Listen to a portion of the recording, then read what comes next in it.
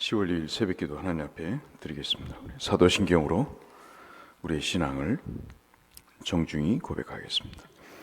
나는 전능하신 아버지 하나님, 천지의 창조주를 믿습니다. 나는 그의 유일하신 아들 우리 주 예수 그리스도를 믿습니다. 그는 성령으로 잉태되어 동정녀 마리아에게서 나시고 본디오 빌라도에게 고난을 받아 십자가에 못 박혀 죽으시고 장사된 지 사흘 만에 죽은 자 가운데서 다시 살아나셨으며 하늘에 오르시어 전능하신 아버지 하나님 우편에 앉아 계시다가 거기로부터 살아있는 자와 죽은 자를 심판하러 오십니다. 나는 성령을 믿으며 거룩한 공교회와 성도의 교제와 죄를 용서받는 것과 몸의 부활과 영생을 믿습니다. 아멘. 91장 찬송하겠습니다.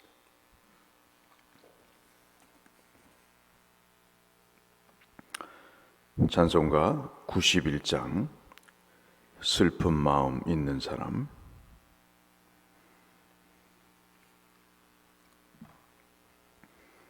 (91장입니다) 슬픈 마음 있는 사람 예수 이름 믿으면 영원토록 변함없는 기쁜 마음 얻으리. 예수의 이름은 세상의 소망이요 예수의 이름은 전국의 기쁨일세. 거룩하신 주의 이름 너의 방패 삼으라. 환난 시험 당할 때에 주께 기도 드려라. 예수의 이름은 세상의 소망이요 예수의 이름은 전국의 기쁨일세. 존귀하신 주의 이름 우리 기쁨 되도다. 주의 품에 안길 때에 기뻐 찬송 부르리. 예수의 이름은 세상의 소망이요 예수의 이름은 전국의 기쁨일세. 우리 갈 길 다 간 후에 보좌 앞에 나아가 왕의 왕께 경배하며 면류관을 드리리. 예수의 이름은 세상의 소망이요 예수의 이름은 전국의 기쁨일세.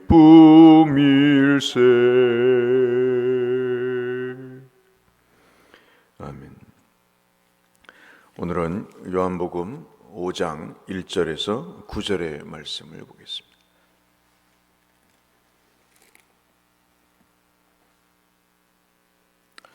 요한복음 5장 1절에서 9절의 말씀.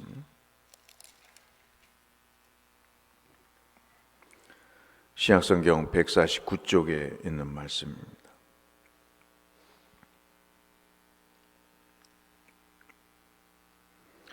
그 후에 유대인의 명절이 되어 예수께서 예루살렘에 올라가시니라. 예루살렘에 있는 양문 곁에 히브리 말로 베데스다라 하는 못이 있는데 거기 행각 5이 있고 그 안에 많은 병자, 맹인, 다리 저는 사람, 혈기 마른 사람들이 누워 물의 움직임을 기다리니 이는 천사가 가끔 못에 내려와 물을 움직이게 하는데 움직인 후에 먼저 들어가는 자는 어떤 병에 걸렸든지 낫게 되미러라. 거기 38해 된 병자가 있더라. 우리 6절부터 같이 읽겠습니다. 예수께서 그 누운 것을 보시고 병이 벌써 오래된 줄 아시고 이르시되 내가 낫고자 하느냐? 병자가 대답하되 주여 물이 움직일 때에 나를 못에 넣어주는 사람이 없어 내가 가는 동안에 다른 사람이 먼저 내려가나이다. 예수께서 이르시되 일어나 내 자리를 들고 걸어가라 하시니 그 사람이 곧 나아서 자리를 들고 걸어가니라. 이날은 안식일이니. 아멘. 이 말씀은 한번 설교를 드린 말씀이기도 하고 여러분이 너무나 잘 아시는 말씀입니다. 예수께서 유대에서 갈릴리로 오신 이후에 표적을 행하십니다. 특별히 예루살렘에 오셔서 베데스다라고 하는 연못에 행각이 정자와 같은 게 한 5개 있다고 하는데 거기에 이제 많은 병자들이 몰리기 시작을 합니다. 소문이 나기를 천사가 가끔 내려와서 연못에 물을 이렇게 흔들어 놓으면 거기에서 가장 먼저 그 물이 움직일 때 들어가는 사람이 병이 낫는다고 하는 그런 소문이 있었던 것 같습니다. 그러니 병 낫기를 원하는 사람들에게 있어서는 천국과도 같은 그런 곳이겠죠. 그래서 많은 정말 각양각색의 사람들이 이 연못을 찾게 되고 어떤 병이든 낫게 된다고 하는 이 말이 전해지면서 사람들은 마치 종합병원과 같이 이곳을 이제 방문하게 되는 것입니다. 그때 5절 말씀에 38해 된 병자가 있었다. 참 기막힌 사람이죠. 이 사람은 38해 동안에 고통을 받고 살았을 것입니다. 6절에 예수께서 말씀하신 걸 보니 누워있는 사람이었습니다. 아마도 많은 학자들이 이야기하기를 척추에 이상이 있었던 사람 같다.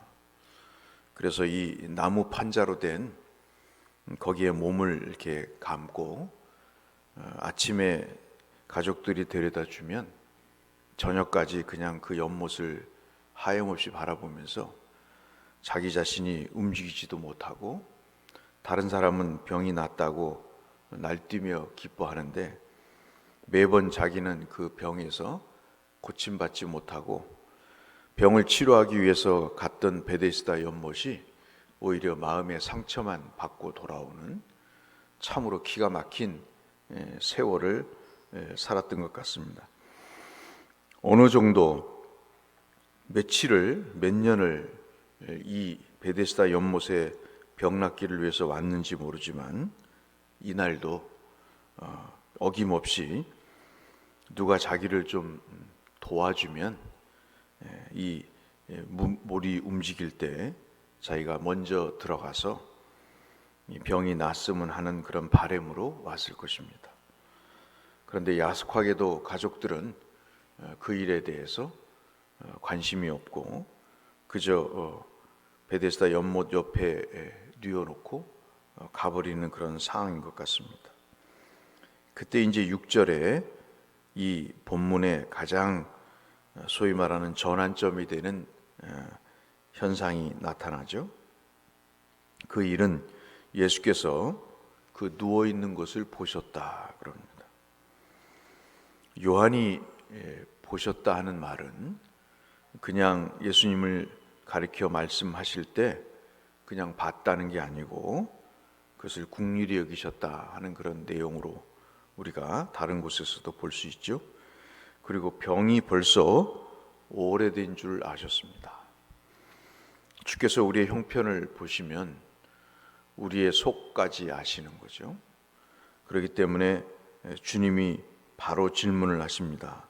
내가 낫고자 하느냐? 참 주님도 야속하시죠. 내가 무엇하여 주기를 원하느냐고 다른 곳에서는 그렇게 말씀하시고, 지금 누워있고 이 병이 오래됐으며 이 베데스다 연못의 전설을 아시는 주께서 네가 낫고자 하느냐라는 질문은 이 사람에게 마음에 큰 또 다른 상처가 되는 거죠. 아니, 낫고자 하기 때문에 왔지, 그러면 여기에 왜 관광을 왔겠습니까? 아니면 사람 구경을 하러 왔겠습니까? 그 당연한 질문을 하는 그 질문에 대해서 그렇지 않아도 이 사람은 마음에 상처가 있는 거죠. 여러분 한번 생각해 보십시오. 오징어 게임 아시죠? 오징어 게임은 승자만이 살아남는 겁니다. 세상에 불공평한 일 중에 이러한 일이 또 어디 있겠습니까? 어떻게 1등만 살아남고 2등과 3등은 아무런 혜택을 못 받는다는 이런 세상의 룰이 어떻게 공정하겠습니까? 세상은 그렇죠. 주님 없는 세상은 1등 외에는 쳐주지도 않습니다. 이는 병을 고치러 온 곳에서 오히려 마음의 병을 더 얻게 되는 기가 막힌 운명에 처해 있는 것이죠. 분명히 병 낫기를 위해서 왔는데 병을 나을 수가 없는 것입니다. 그럼 우리는 생각을 하죠. 왜 이곳에 오는가 하는 것입니다. 사람인 것 같아요. 어디 하나 굴레 속에 빠져 있으면 그냥 습관적으로 오는 거죠. 사실 이 사람은 상황적으로 봐서는 병을 나을 수가 없습니다. 이 연못의 병 낫는 원칙에 의하면 이 사람은 평생을 가도 병을 나을 수가 없는 것이죠. 그런 사람에 대해서 주께서 말씀하시기를 내가 낫고자 하느냐, 이 질문은 참으로 지독한 가슴을 휘업하는 그런 말씀이 아닐 수가 없습니다. 참으로 주께서 그 이방 여인에게 개 취급하는 표현을 하셨던 것처럼 이 말씀도 굉장히 지독한 말씀이 아닐 수가 없는 것이죠. 그런데 이 말씀 속에 한 세 가지 의미가 있지 않겠습니까? 하나는 내가 낫고자 하느냐, 낫기를 원해? 라는 의미가 있을 거고, 너 정말 낫기를 원하느냐? 너는 지금 낫는 것보다 네 마음에 불평이 가득하지 않냐? 여러분 한번 보실까요? 그것을 어디서 볼 수 있냐면 7절에 있습니다. 주께서 낫고자 하느냐라고 물어보실 때 우리 같으면 네, 낫고자 합니다. 주님, 저를 단짝 들어서 저 연못에 좀 물에 좀 넣어주셨으면 좋겠습니다. 청년 지금 38년 됐으니까 이 주님보다 나이가 많지 않겠습니까? 30살 된 청년한테 좀 넣어달라 그러면 좋을 텐데 사람이 이렇습니다. 그럴 수밖에 없죠. 7절을 보시면 주여, 물이 움직일 때 나를 못에 넣어주는 사람이 없어. 내가 가는 동안에 다른 사람이 먼저 내려가라이다. 시도를 해봤겠죠. 몸부림을 치면서 굴러서라도 그 연못에 빠져보고 싶은 그런 마음이 있었겠죠. 근데 그때마다 너무나 힘든 겁니다. 불가능한 겁니다. 눈물이 그 침상을 적셨을 거고, 눈물인지 땀인지 분간할 수 없는 고약한 냄새가 그 사람에게 나면서 그 마음에는 병을 낫고자 하는 마음보다는 자기의 신세와 자기의 상황을 한탄할 수밖에 없는 그런 일만 그 사람 마음에 가득한 거죠. 그러니까 주님이 내가 낫고자 하느냐는 것은 네가 낫기를 원해 라는 의미도 있지만, 너는 왜 낫는 일보다 너는 낫는 일보다 왜 불평만 하니? 우리는 때로는 주님께 은혜를 구하면서도 주님 앞에 와서 은혜보다는 딴 생각에 빠져 있을 때가 있습니다. 여러분 꼭 기억하셔야 될 게, 주님이 계시죠? 여기에 계십니다. 어디에든 계세요. 그러면요, 은혜를 받으려면 은혜를 받을 그릇이 필요한 겁니다.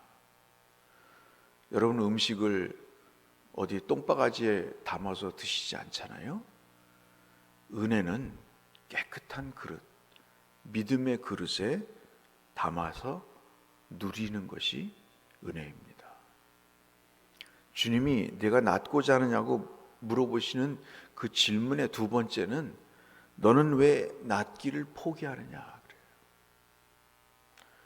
저도 참 어렸을 때 우리 아버님에 대한 생각이 많았습니다. 그래서 참 여러 가지 엇나가는 생각도 많았습니다. 사람들이 그렇게 생각을 하죠. 참 나는 불공평하게 태어났다. 우리 아버지 어머니가 참 배경이 좋으면 쟤처럼 저렇게 훌륭하게 컸을 수 있었을 텐데, 우리 아버지 어머니가 돈을 좀 대주면 사업을 더 번성하게 해서 끝내주게 성공할 수 있을 텐데,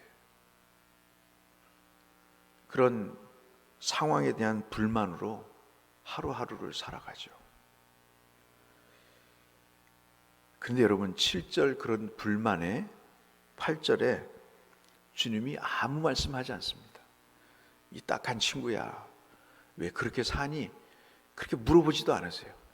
여러분 그거 느끼지 않습니까? 6절과 7절에서 내가 낫고자 하느냐고 질문을 하실 때 사람은 자기의 상황을 한탄해요. 이래서 저래서 내 신세가 이 모양 이 꼴입니다. 그럼 주님이 이 딱한 친구야 내가 있지 않니? 라고 이야기하실 수 있잖아요. 다 이해를 하세요. 이해를 하시고 그것에 공감을 하시고 8절에 보시면 일어나라. 일어나라. 저는 이 말씀이 참 은혜가 됐어요. 내 자리를 버리고 일어나라 그러지 않고 그냥 그 자리에서 일어나라. 원망의 자리에서, 좌절의 자리에서 일어나라. 우리의 삶은요, 천사가 내려와서 물을 움직여서 낫게 하는 현실이 아닙니다. 누가 도와줘서 행복한 거라면 우리가 예수 믿을 필요가 없죠. 우리의 행복과 우리의 삶의 가장 지름길은, 그리고 원리는 내 안에 계시고 내 옆에 계시고 내 앞에 계시고 내 뒤에 계시고 내 위에 계신 주님께서 내 삶을 보고 계시고 아시고, 그분이 말씀하실 때, 그분이 도우실 때 우리는 일어날 수 있는 거죠. 그것이 오늘 본문의 가장 핵심입니다. 사람은 연못을 찾습니다. 천사를 찾습니다. 1등만 주어지는 그 일에 자기가 주인공이 되고자 몸부림을 칩니다. 여러분 1등 되기 어려워요. 1등 되기가 얼마나 어려운데요. 1등이 됐어도요, 그 1등을 유지하는 게 얼마나 힘든데요. 여러분 삶이 1등을 통해서 행복해질 수 있다면, 성공할 수 있다면 뭐든지 하겠죠. 그러나 여러분 오늘 본문을 정말 묵상하시면서 하나님께 구하실 것은 천사가 내려와서 물을 움직여서 가장 먼저 들어가는 사람이 병을 낫는다고 하는 그것이 진짜인지 가짜인지, 가짜겠죠. 그 상황이 있습니다. 사람들이 다 성공한다는 상황이 있고 사람들이 전혀 관심이 없는 예수님이 또 계십니다. 그리고 그 사이에 우리와 같은 38년 된 고통을 당하고 있는 한 사람이 있습니다. 그 사람이 내 자신이라고 한번 생각해 보세요. 연못이 있고 예수님이 계시고 그 옆에 내가 있습니다. 그 사이에. 근데 이 사람이 난 것은 연못에 들어가서 난 것이 아니고 주님이 낫게 해주신 것입니다. 요한은 그걸 말씀하고자 하는 것입니다. 그때가 언제죠? 안식일입니다. 주님은 우리의 안식일의 주인 되십니다. 주님 함께 할 때 안식일이 뭐죠? 하나님이 우리에게 주신 것으로 만족하고 모든 것을 온전하다고 여기고 주님 때문에 평안하고 기쁘고 즐거운 상태가 안식입니다. 주님이 7일날 쉬었잖아요. 왜 안식일에 고쳐주실까요? 유대인들의 그 비판과 그 비난 속에서도 왜 안식일에 유독 고쳐주실까요? 주님이 안식일의 주인이시기 때문에 그렇습니다. 주님이 이 땅에 오신 것은 안식일의 의미를 전해주시기 위함이었습니다. 여러분 예수를 믿으시면서 평안하십니까? 이 땅의 소원에 만족하지 않고 내세의 기쁨을 갖고 사시나요? 하나님이 그 일에 병도 고쳐주시는 것입니다. 이 인생에 있어서 가장 필요한 것은 병을 고치는 것도 아니고 주님을 만나서 안식이라고 하는 기쁨을 누리는 겁니다. 잿밥이 아니라 재물이 아니라 하나님을 만나서 그 삶의 기쁨을 누리는 겁니다. 요한은 바로 그것을 말씀하고 있는 것이죠. 오늘 하루를 사시면서 우리도 38년 된 병자와 같이 고통이 있습니다. 저에게도 있고 여러분에게도 있으실 거예요. 우리는 베데스다 연못에 나오지 않습니다. 우리는 주님께 나온 것입니다. 그리고 그 주님이 우리를 보시고 우리의 고통의 오래됨을 아시고 우리를 고쳐주실 것입니다. 우리가 주님이 질문하실 때 내가 그 어려움에서 벗어나기를 원하느냐? 네, 주님만이 하실 수 있습니다. 기도하실 때 주님은 우리에게 안식일에 그 고침의 기쁨으로 역사하실 것입니다. 이 주님을 의지하시면서 기도하시고 하루를 살아가시는 우리 모든 성도님들 되시기를 주의 이름으로 축원합니다. 거룩하신 아버지 하나님, 오늘 병자를 고쳐주신 것을 보면서 우리가 하나님의 은혜는 온데간데 없고 온전히 불평과 불만 속에 내 자신이 빠져 있음을 주님 보게 됩니다. 오늘도 우리를 긍휼히 여기셔서 주님, 우리가 빠져 있는 이 수렁과 같은 은혜를 누리지 못하고 있는 상황 속에서 우리를 건져주셔서 주님을 찾으러 왔사오니 은혜를 베푸시고 주의 은총 가운데 우리를 일어나 걸을 수 있도록 주께서 복을 더하여 주옵소서. 예수님 이름으로 기도 올리옵나이다. 아멘. 하늘에 계신 우리 아버지, 아버지의 이름을 거룩하게 하시며 아버지의 나라 오게 하시며 아버지의 뜻이 하늘에서와 같이 땅에서도 이루어지게 하소서.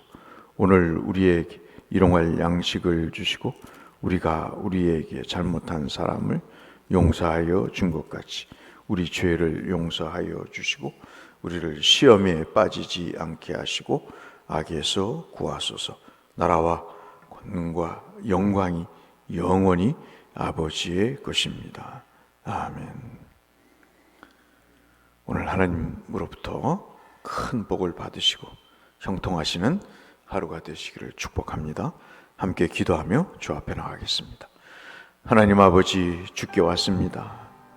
오늘도 기도하는 이 시간, 주님이 우리를 고쳐주시는 시간이 되게 하시고 주께서 우리를 만져주시는 회복의 시간이 되게 하여 주옵소서.